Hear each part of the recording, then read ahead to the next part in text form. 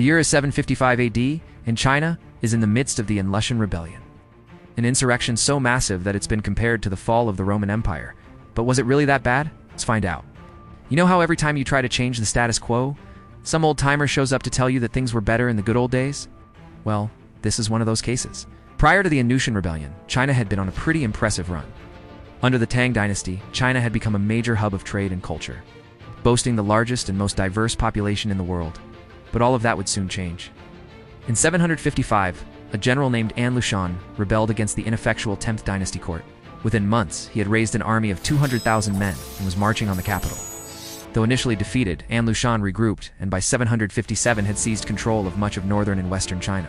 In fact, his armies were so successful that many regional warlords took advantage of the chaos to declare independence from the Temps altogether. And so the dynasty that once unified and stabilized China was pushed to the brink of collapse. But before we get too comfy with our sweet, sweet revenge, we should talk about the cost. The An Lushan Rebellion was one of the deadliest conflicts in Chinese history, claiming somewhere between 13 and 36 million lives, nearly half of China's total population. Even more shocking is that most of these deaths were not caused by combat, but rather by the breakdown of society and the economy. As the army marched across China, they lived off the land, burning fields, killing livestock, and destroying homes. With the countryside in ruins, millions starved to death.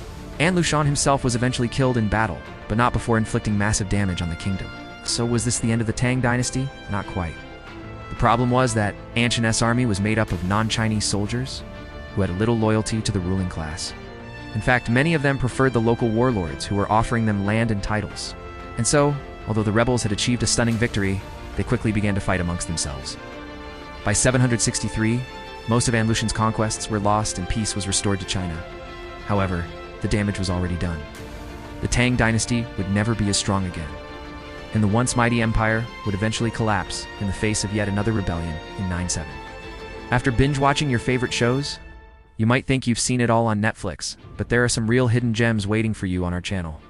Follow and subscribe for more stories like this. Thanks for watching, and see you next time.